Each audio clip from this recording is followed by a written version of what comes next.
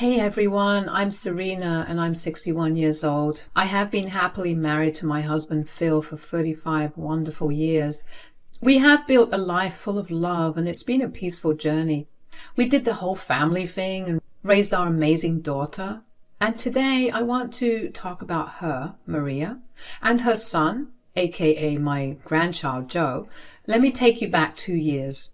It all started with a phone call from my son-in-law Kevin. It was one of those moments that sent shivers down your spine. Hi, Serena. Hey, it's quite unusual to hear from you. What's been going on lately? You sound serious. Is everything okay? Serena, I might want you to find a comfortable place to sit down because what I'm about to share is heavy, to say the least. Kevin, you're making me nervous. What's happened?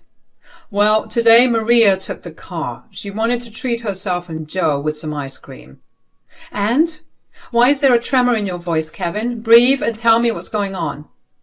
Today, we lost both of them, Maria and Joe. A brutal car accident took them away. I can't fathom what life will be without them, Serena. It feels like the world has come crashing down. My world seemed to have stopped. I could not believe what Kevin was saying.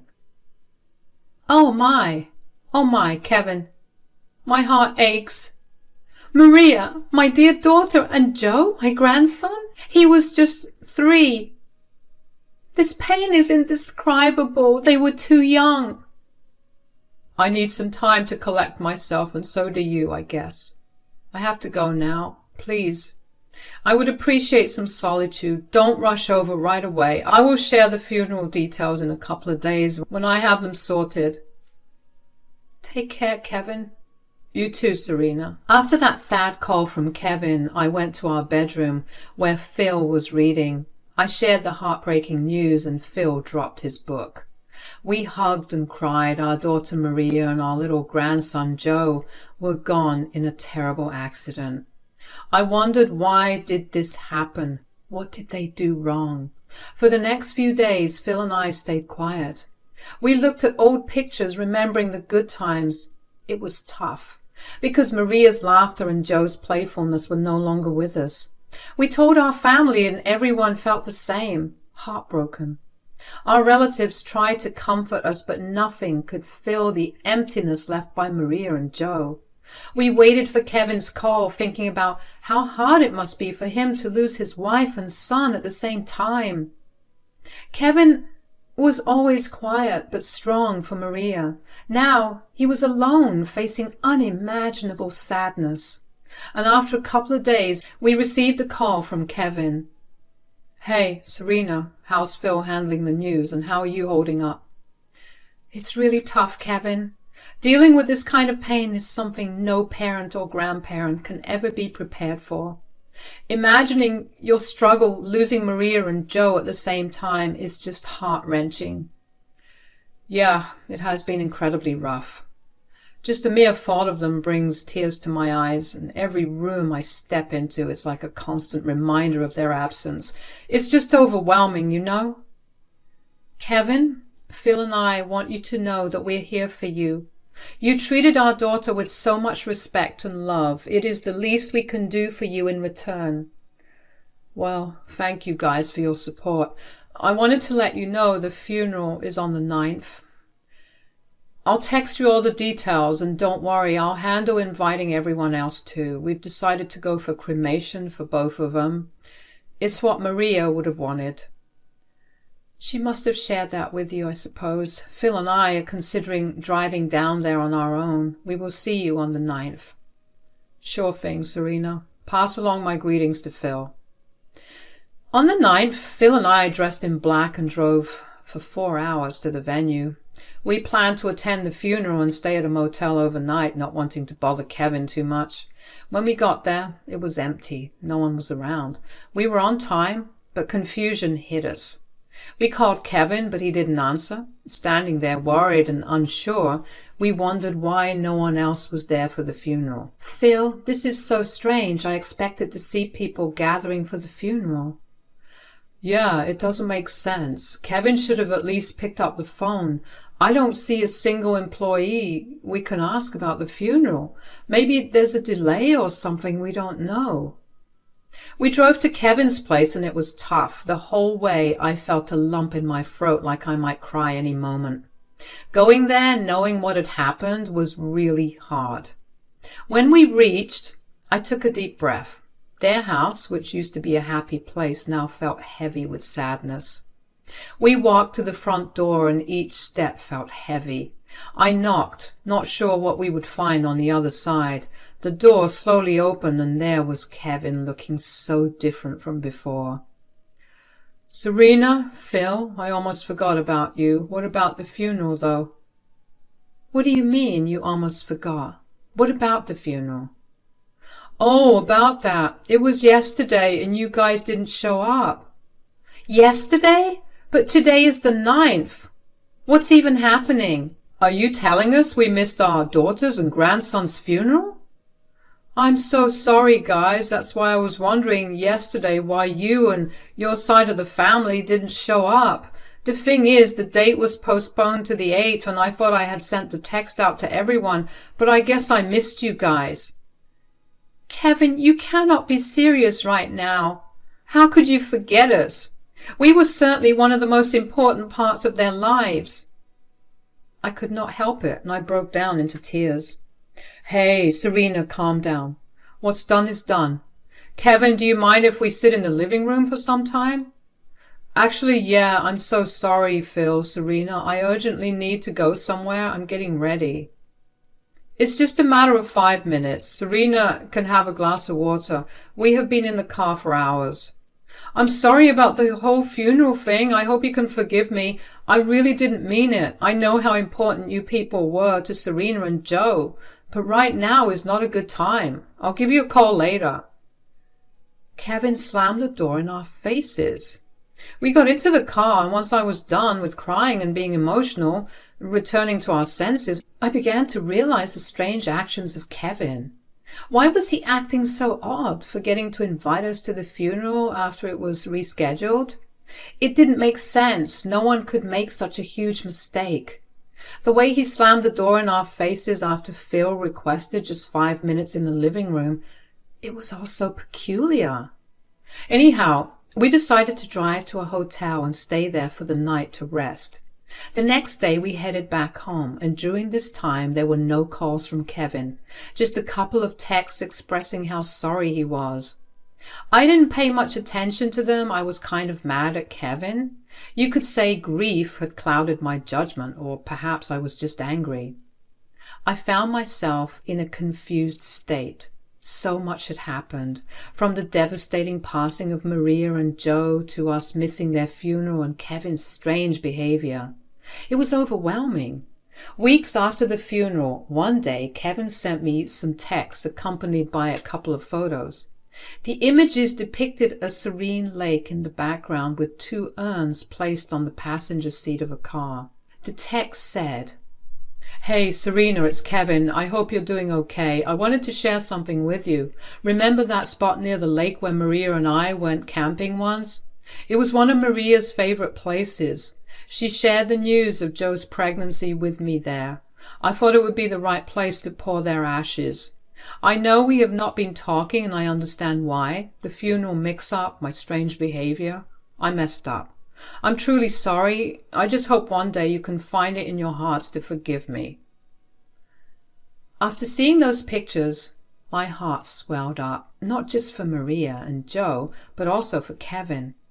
I realized the grief he was dealing with, and it was a perspective I hadn't fully considered. I showed the pictures to Phil, and he expressed a similar sentiment. We both understood the need to start letting go of the pain and anger and focus more on keeping Maria and Joe alive in our hearts and memories. Instead of responding to Kevin's text, I decided to make a call. It felt like the right thing to do, to bridge the gap that had formed between us. Kevin, how was your trip? It was a mix of emotions, Serena, painful, therapeutic, refreshing all at the same time. I felt like I needed it. I should have been more understanding the past few weeks. We were all dealing with our pain, weren't we? I'm really sorry. No need to apologize, Serena. I know I messed up. It's okay, Kevin. I just wanted to say I hope the future brings you the best. I'd like to meet you soon. You meant a lot to Maria, and that won't change now that she's gone. Our relationship is still here, and you can always come to us for anything or just to say hi. It would be a pleasure for both Phil and me. I like that, Serena. Your call today meant a great deal to me. Please take care of yourself. Months turned into a whole year, and during this time things stayed pretty much the same. The pain was slowly fading away. Kevin and I didn't really talk much, and maybe that's how it was supposed to be for us. Phil and I carried on with our usual lives. We enjoyed gardening and pottery, our simple hobbies. We're just an old couple, so our adventures were more about the everyday stuff. We had to keep moving forward. Our home was filled with memories, and the pictures on the walls telling stories of a life well lived, of love that stayed strong even when we faced loss. In the evenings, we'd sit on the porch, sharing stories, and sometimes we would just sit and enjoy the quiet. Then one day, out of nowhere, Kevin showed up at our house. Oh my God, Kevin! I had no idea you were here in the area. You should have given a heads up. I could have prepared some lunch for you. Hey, Serena, I actually came here specifically to see you and drop off some boxes of Maria's and Joe's stuff. Oh, you didn't want to keep anything? Nope, I kept what I needed. The rest, Paris suggested I give to you. Paris? Who's Paris? Oh, Paris, I forgot to mention her. She's my girlfriend, moved in about a month ago. Wow, it's only been a year and you've already moved on fast. Well, you know, I couldn't stay sad forever. I needed to... Anyway, where's Phil? He's at the hardware store getting some tools. I wish I could stick around to see him, but I'll just drop the boxes from my car's trunk onto your porch and head out. After Kevin left, I was honestly a bit shocked. A whole year had passed and he already had a girlfriend who moved in just a month ago.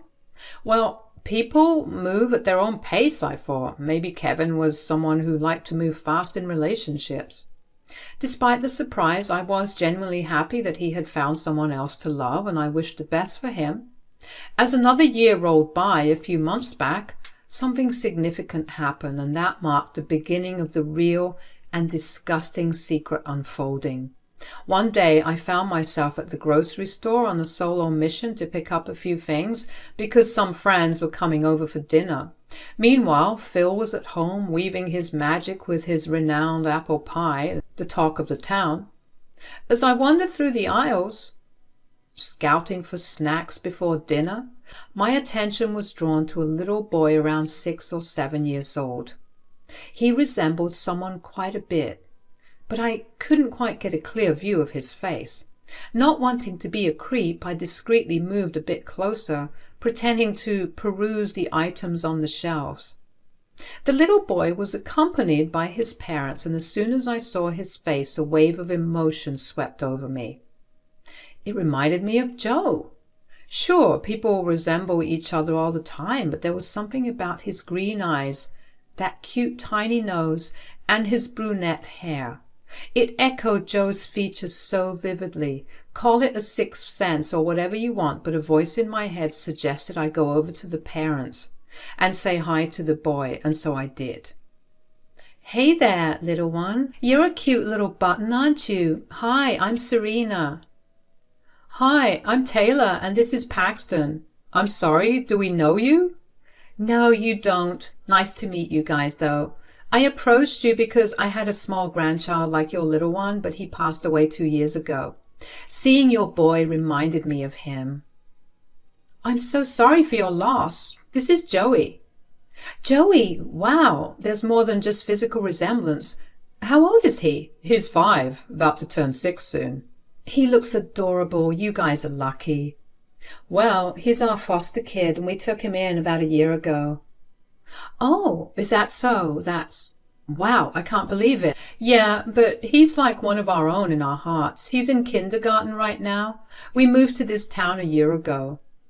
Oh, one of my friends is a teacher at the school here. Whenever you want to begin with first grade, how about you give me a call? I can help you with the admission. Wow, you're a generous stranger. Yeah, I just like helping people out. You've only been here a year, and me, on the other hand, a whole lifetime. There's only so much an old woman can do. After grabbing the number, I left behind my basket and rushed to my car in the parking lot. As soon as I entered, I took a deep breath. A little boy named Joey was taken into foster care a year ago by his parents, who moved into town with him. I never got to go to the funeral, nor did I see the urns with ashes. I thought I was going crazy, but it started making sense. The boy really looked like Joe, my Joe. I drove back home and walked straight into the kitchen. Phil asked me about the groceries, but instead I spilled out the story of what happened in the grocery store. He thought I was coming up with theories, dismissing it as an unlikely truth. He told me to calm down, attributing it to a huge coincidence, claiming that coincidences happen all the time. Later that night, I couldn't even be mentally present at the dinner with our friends. I thought I was going crazy, but it started making sense. The boy really looked like Joe, my Joe. I drove back home and walked straight into the kitchen, and Phil asked me about the groceries, but instead I spilled out the story of what happened in the grocery store. He thought I was coming up with theories, dismissing it as an unlikely truth. He told me to calm down, attributing it to a huge coincidence, claiming that coincidences happen all the time. Later that night, I couldn't even be mentally present at the dinner with our friends. All I could think about was Joe. A week passed, and no matter how much Phil tried to convince me to let it go and to forget it, I couldn't. I was pretty sure about what I saw, and honestly, I couldn't even trust Kevin anymore. One day, I decided to call Taylor on the number she had given me and asked her to meet me at a cafe. I carried some photos I had of Joe, and we met. Taylor, thanks for meeting me. I need to share something with you. Of course, Serena. What's on your mind? I have been thinking about your son. I saw more than just a resemblance. I saw Joe in him. Take a look at these pictures. Wow, the resemblance is uncanny. This is for sure my Joey, I would say. This is quite something, right? Have you considered the possibility that Joey might be Joe? It's a wild idea, but stranger things have happened. We should take a grandparentage test to be sure. A test? Is that a thing? Yes, it's a DNA test that can determine if there's a grandparent-grandchild relationship. It could provide the answers you're looking for. That might be the solution. I just need to know the truth. I want you to know that no matter what happens, Taylor, whether Joey is Joe or not, I will not take him away from you. I just want to know the truth and expose my son-in-law's secret if there is one. Let's do it, Serena. It might bring some closure and clarity to you. After giving Taylor my sample for the grandparentage test, I kept the whole thing under wraps for a while, even from Phil. I didn't want people to think I was going crazy, not even my own husband. The days that followed were filled with a mix of anticipation and anxiety. 4 days later, a text from Taylor lit up my phone, and I could feel my heart racing as I opened it. The message answered all the questions that had been swirling in my mind. Serena, I have the results. Joey is Joe. Your instincts were right. Oh my God, my baby. I'm so glad he's alive. I knew it in my heart. Your little one is alive after all. Yay. Do you want to come over and visit him? Before that, I need to put a few things into place with my son-in-law. There are some conversations we need to have. Of course, Serena, take your time. When you're ready, we can plan a visit. I'm here to support you through all of this. Thank you, Taylor. This means the world to me. After telling Phil the whole story and showing him the photo of the test that Taylor had sent, he was just as shocked as I was. Phil apologized for not believing in it at first, but he was genuinely glad that we had found that Joe was still alive. However, the discovery left us with more questions, especially concerning Kevin and the circumstances surrounding Maria's death. What if Kevin had done something worse to Maria? The uncertainty lingered in our minds, urging us to seek answers face to face. Without wasting any time, we got into our car and drove 4 hours away to see him. The drive was filled with a mix of anticipation and anxiety, wondering what revelations awaited us. When we reached Kevin's place, this time we didn't bother asking for permission to get in. Determined to confront the questions that had been haunting us, I walked into the living room of Kevin's house with Phil by my side. Kevin, where are you? Serena, Phil, what are you two doing at this hour? Paris is upstairs. Please don't cause a scene. Where is Maria, Kevin? We just found out Joe is very much alive, and before more bad thoughts creep into my mind about what you did to Maria, I need answers. How did you get to know? God has his ways. Now tell us, where is Maria? What did you do to my daughter and her son? Okay, Maria, she's dead. The car accident, everything, it was real. The only difference was that Maria was in that car alone that day. She died within minutes of the crash. I didn't know what to do without Maria. I had a 3-year-old, for God's sake. I could not have moved on in life with him. No woman wants a guy with past baggage. I lied to you guys about the funeral and everything. The funeral was supposed to be on the 8th from the very start. So, you faked Joe's death. Not really. You and your side of the family were the only ones who I lied to. The funeral wasn't much of a funeral. It was just me, my parents, a couple of friends who knew that Joe was alive. They were the only people I trusted, and when I told them I wanted to give up on Joe, they supported me. I gave him up for adoption, and I don't know what happened next or where he is now. Joe somehow ended up in foster care. That's what happened. We all heard a stair creak, and there was a woman standing on the stairs with tears in her eyes, which I assumed was Paris. I heard everything, Kevin. Don't come back upstairs until I move out tomorrow. I don't want to hear another word. Babe, please, I can explain. You deserve this, Kevin. You and your disgusting family who supported this. I can't believe it. Don't think I'm letting you off the hook easily. I will be suing you. There is going to be an investigation. I'll go into all the details and get my daughter and my grandson the justice they deserve. I messed up, Serena. I didn't know how to handle everything after Maria's death. I thought I was doing what was best for Joe. What you did is unforgivable, Kevin. You robbed Joe of his family. Of us. What if he ended up somewhere bad? What kind of a dad are you? Please forgive me. I'll make sure you pay for this for the rest of your life. Right now, we're dealing with some legal stuff with Kevin. Our lawyer says he might end up in prison for a few months, and honestly, after what he did, he deserves it. Paris left him because of all the lies, and now Kevin's got a shady record and a tough past he can't run away from. Now, Joe, Taylor, and Paxton are taking care of him. They call him Joey. It was a tough decision for us, but we didn't want to take away the love and stability Taylor and Paxton could give him. We still see them every other weekend, and it's a mix of sad and okay feelings. We decided that as Joe gets older, we'll tell him everything. We want him to know about his past and why things happened the way they did. Being open like this is our way of helping Joe understand his story. I'm glad Joe ended up with Taylor and Paxton. He could have seen much worse. They're good parents to Joe, and it makes our hearts feel lighter. Time is passing, and things are slowly getting better. The hurt from the past is still there, but having Taylor, Paxton, and Joe around brings a different kind of happiness. Even though Maria is no longer with us, her memory stays in our hearts.